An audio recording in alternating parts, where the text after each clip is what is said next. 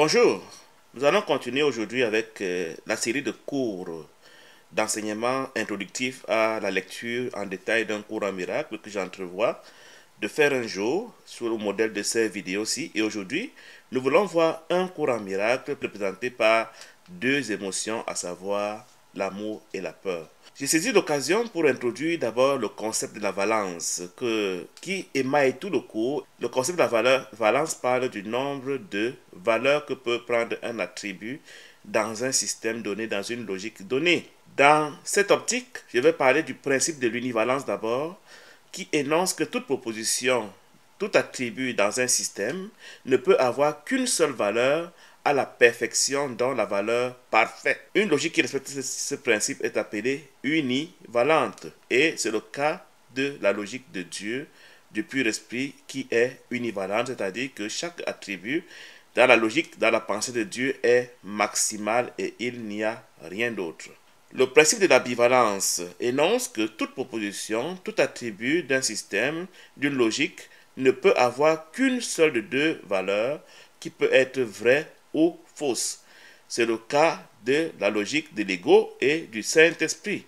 Une logique dont est dite bivalente quand elle respecte le principe de la bivalence. Le principe de la multivalence, quant à lui, énonce que toute proposition, tout attribut peut avoir plusieurs valeurs qui peuvent même constituer des échelles de niveau, des classes, selon que ces valeurs sont classées.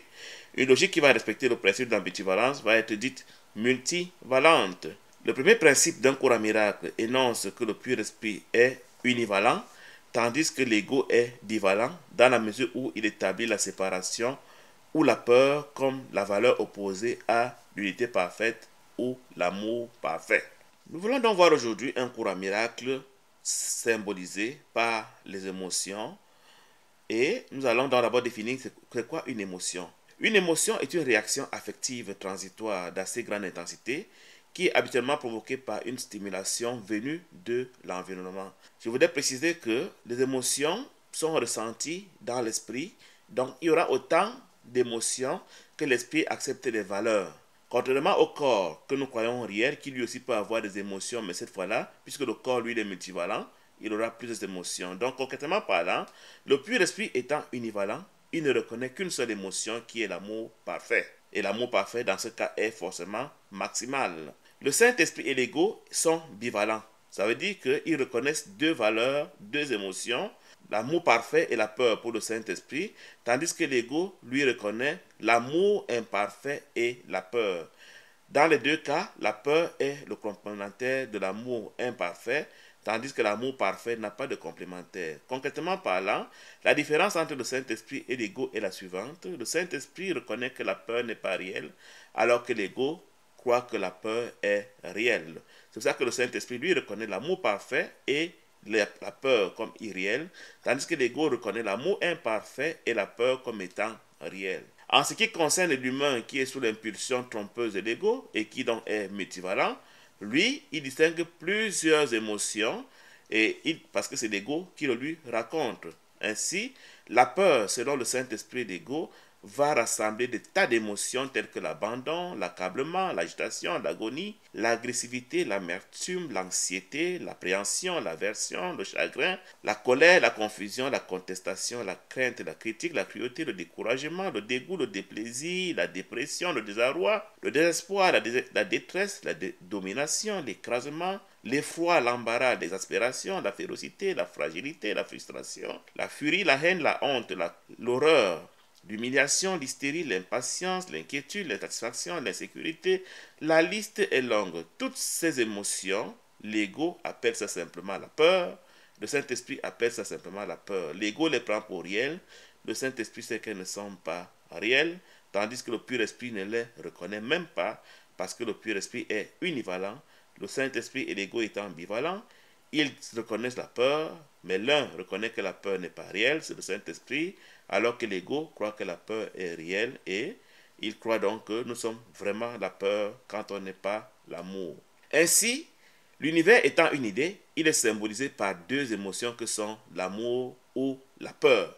Donc, on va bien sûr distinguer l'amour parfait quand il s'agit du pur esprit qui ne connaît que l'univalence, ou l'amour imparfait qui va de pair avec la peur, qui a la peur pour complémentaire, quand il s'agit de l'ego qui est bivalent. La bivalence du Saint-Esprit est une bivalence correctrice, parce que le Saint-Esprit est en fait univalent, mais il a adopté une logique bivalente pour corriger les erreurs que l'ego nous a enseignées, à croire que l'amour imparfait et la peur sont tous deux réels, alors que les deux sont des illusions.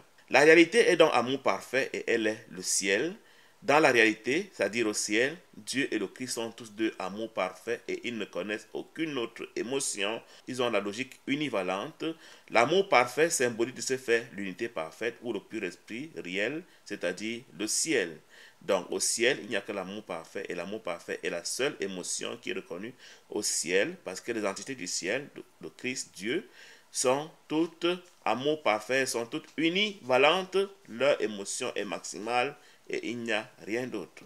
Oui, l'amour parfait peut aussi être appelé la joie parfaite, peut aussi être appelé la paix parfaite. Dans tous ces cas, ces émotions sont maximales et elles sont résumées en un seul concept, l'amour parfait au ciel. Il faut noter que dans un cours à miracle, l'amour désigne toujours le système de pensée de Dieu. Fondamentalement parlant, on aurait dû toujours préciser l'amour parfait parce qu'il y a aussi un amour de l'ego qui, lui, n'est pas parfait, qui est particulier, qui est imparfait. Et dans un cours à miracle toujours, la peur désigne toujours le système de pensée de l'ego. Donc quand nous disons dans un cours à miracle l'amour ou la peur, nous devons tout de suite penser qu'il s'agit d'abord de système de pensée et non pas des émotions. Et quand bien même on voudrait les ramener aux émotions, on dirait que c'est l'amour parfait et le couple amour imparfait et l'ego qui constituent dans les deux émotions. Le rêve est dans l'esprit de Guy. Guy étant le nom que je me suis donné dans le rêve. Donc, tout ce dont nous venons de parler se passe dans la réalité qui est commune à tous les êtres au ciel et ils sont tous Dieu, ils sont tous amour parfait. Mais quand nous parlons du rêve, nous parlons de l'individu qui croit qu'il a quitté l'unité parfaite, se retrouver dans l'individualité et c'est ce qui fait le rêve. Tout ce rêve se passe dans un seul esprit, l'esprit de celui qui est en train de penser. Donc dans le cas d'espèce, le rêve et le rêveur, c'est moi. Le rêve se passe dans mon esprit, dans l'esprit individuel de Guy. Le rêve, c'est quoi? Il est le fait pour Guy d'avoir rêvé d'avoir quitté l'univers de l'amour parfait pour se retrouver dans l'univers de la peur. Quand nous regardons le tableau que je présente à l'écran, nous voyons que l'esprit juste constitue l'univers rêvé de l'amour parfait. Celui de l'amour parfait, c'est dans le Saint-Esprit, et l'univers de l'esprit faux est inexistant, c'est dans le Saint-Esprit, même si l'ego veut nous enseigner qu'il existe. L'ego n'existant pas, mais nous croyons que l'ego existe et que dans l'univers faux, l'univers rêvé faux, nous croyons que nous sommes amour imparfait et peur, et dans l'univers rêvé juste, dans l'esprit juste, nous sommes encore comme nous étions au ciel, c'est-à-dire amour parfait comme Dieu l'est au ciel. Donc Dieu est amour parfait au ciel, et nous rêvons de l'amour parfait dans l'esprit juste, alors que dans l'esprit faux, nous rêvons de l'amour imparfait et de la peur. Donc, dans l'esprit faux, nous allons appeler la peur minimiser l'amour. Donc, quand la peur est au minimum, donc soit 1%, nous allons dire l'amour, mais c'est plutôt l'amour imparfait, parce que l'amour dans l'esprit faux est toujours accompagné avec une mesure minimale de peur. Comment je le sais? C'est parce que l'amour dans l'esprit faux n'aime pas tout le monde et n'aime pas tout du partenaire. Il aime seulement quelques parties du partenaire et il n'aime pas tout le monde. Sans cela qu'il est amour imparfait et la partie qui n'est pas aimée est considérée comme apeurante.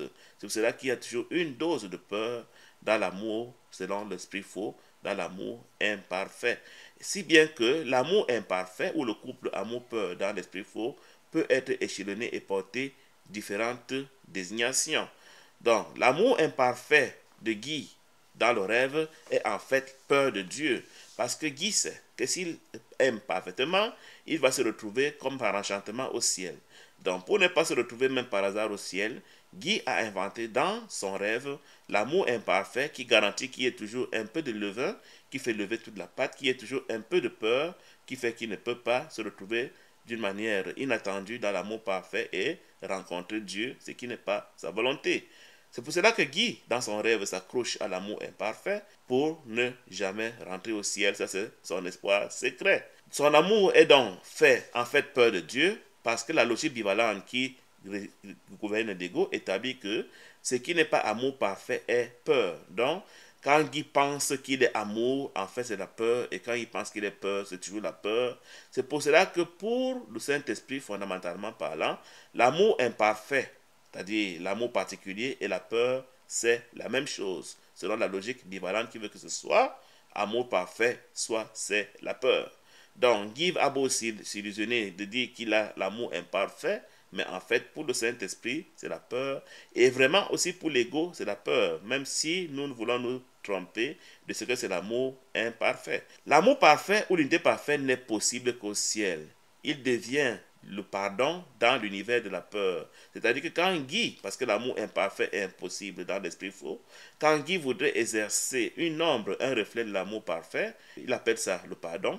Il pratique donc le pardon et cela est possible seulement quand Guy écoute le Saint-Esprit. Donc, dans l'esprit faux, Guy est l'esprit conscient et l'esprit inconscient et dans l'esprit de la peur, dans l'univers de la peur. En revanche, dans l'univers juste, dans l'esprit juste, Guy est l'esprit conscient qui est conscient d'être le même que le Christ, le même que le Saint-Esprit et il rêve d'amour parfait parce qu'il est prêt à retourner au ciel.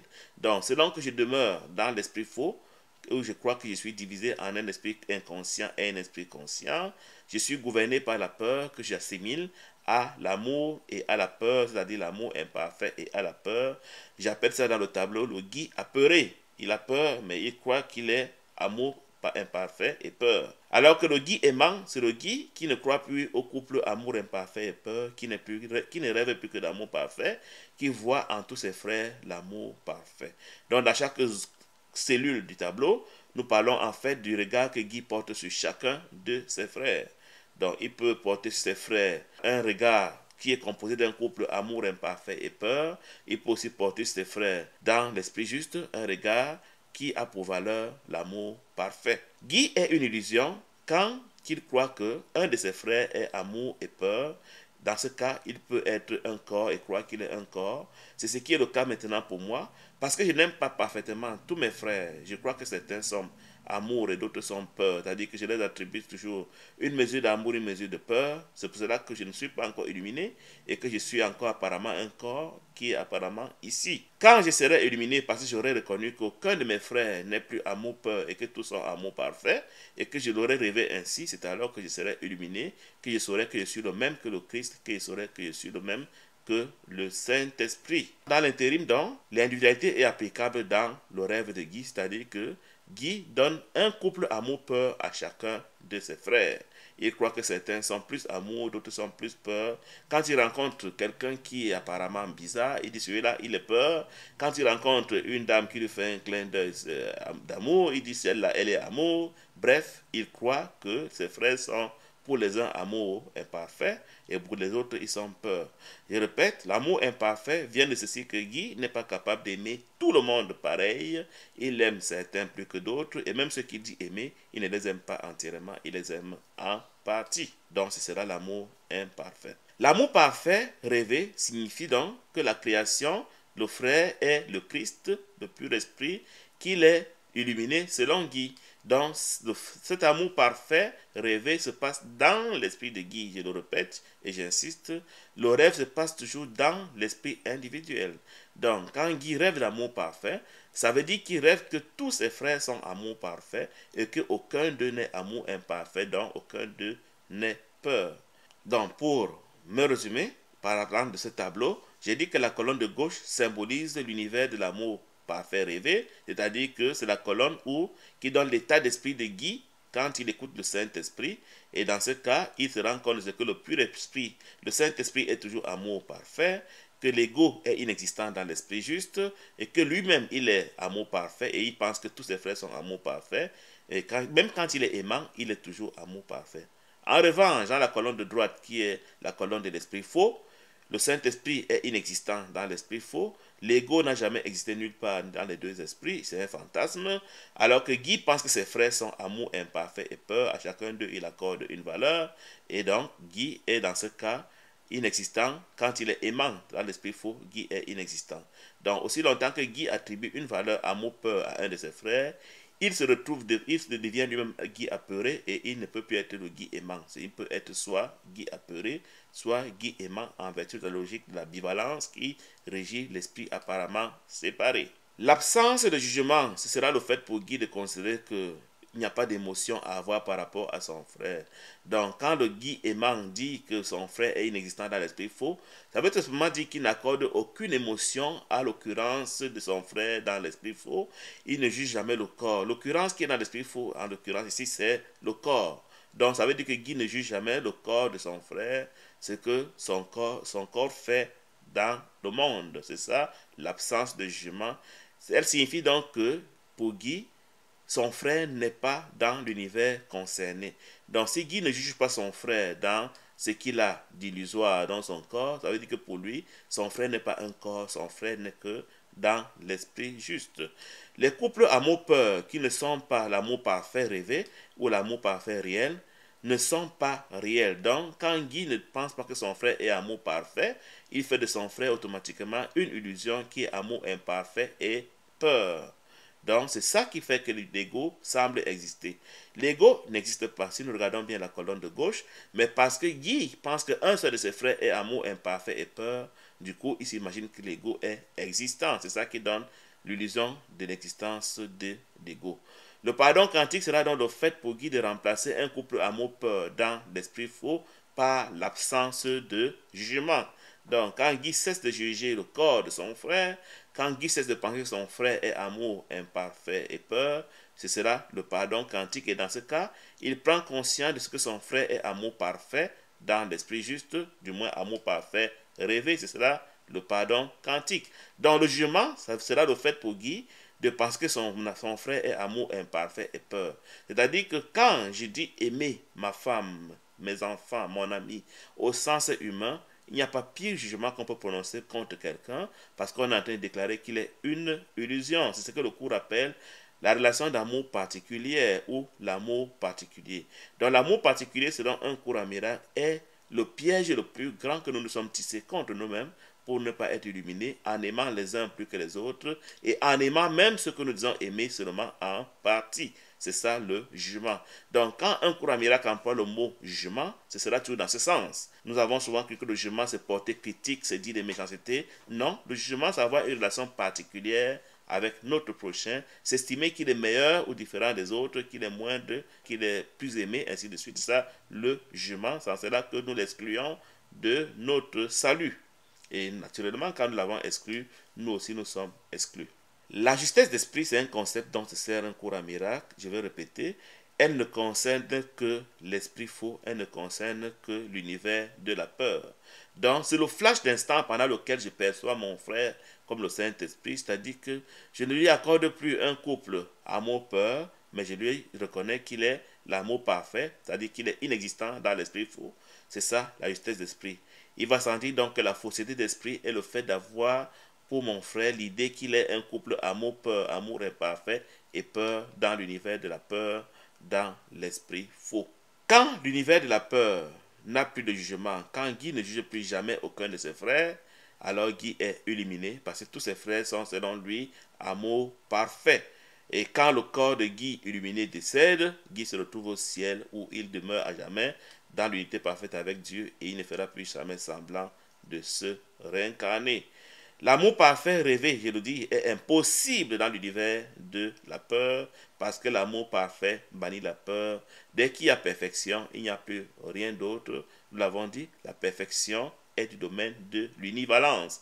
Dès qu'il y a perfection, on ne peut plus parler de peur, on ne peut plus parler de dualité. Le rêve manifesté, c'est-à-dire le monde que nous vivons, n'est tout simplement que la manifestation d'un couple amour-peur. Donc la constellation des couples amour-peur que nous faisons de nos frères et des objets manifeste le monde matériel que nous voyons.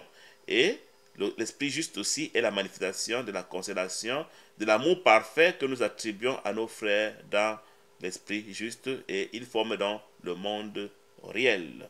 Pour me résumer par rapport à ce cours que nous venons de voir sur les émotions, je rappelle d'abord que les émotions sont dépendantes de la valence de l'entité qui les a. Le pur esprit est univalent. le Saint-Esprit et l'ego sont bivalents, à la différence que le Saint-Esprit, c'est que la peur n'est pas réelle et lui croit à l'amour parfait, tandis que l'ego croit à l'amour imparfait et à la peur étant ici le complémentaire de l'amour imparfait. Donc, tout être a une valeur que je lui attribue dans mon esprit, moi Guy, le rêveur. Je peux penser que mon frère est amour parfait. Dans ce cas, je vais vers l'illumination quand tous mes frères seront amour parfait selon moi. Mais aussi longtemps qu'un de mes frères est amour imparfait et peur, je donne réalité à l'ego et je me retiens donc dans le rêve. Je demeure moi-même dans l'esprit faux avec mes frères et je ne peux pas être illuminé. Tel est le cours que je voulais nous donner aujourd'hui par rapport à un cours à miracle en émotion. Je vous remercie de votre attention. Au plaisir. Bye bye.